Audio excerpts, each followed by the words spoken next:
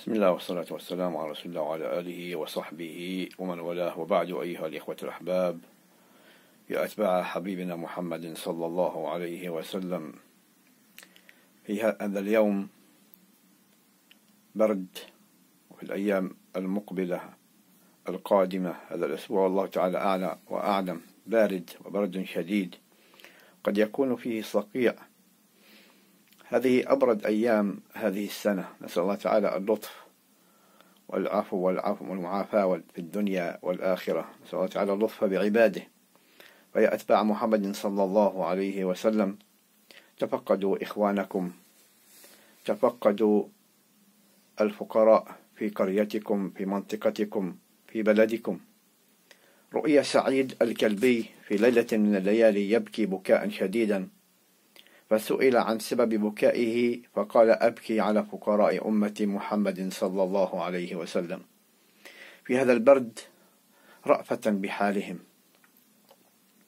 آثروا على أنفسكم أيها الإخوة الأحباب، تفقدوا إخوانكم، عمالكم، موظفيكم، الأرامل والأيتام، تفقدوا جيرانكم، إخوانكم بشكل عام. الوضع صعب، المعيشة غالية، والرواتب بنسب قليلة، والعمال لا يستطيعون العمل بسبب الإغلاق والحصار والدمار، والحالة الصعبة على أهلنا في هذه القرية وقرانا ومدننا ومخيماتنا وفي غزة والضفة. تفقدوا إخوانكم في محافظة جنين وطول كرم.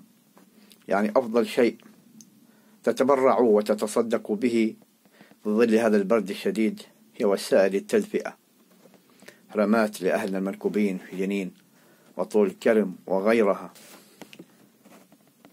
الله، هذه من أعظم الأمور التي تتنزل بها رحمة الله تبارك وتعالى، كما قال عليه الصلاة والسلام: الراحمون يرحمهم الرحمن.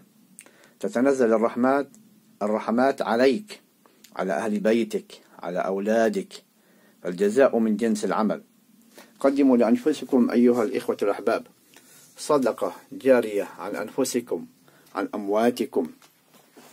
يقول سبحانه وتعالى: ومن يوق شح نفسه، يعني شح نفسه البخل، ومن يوق شح نفسه فأولئك هم المهتدون، أو أولئك هم المفلحون.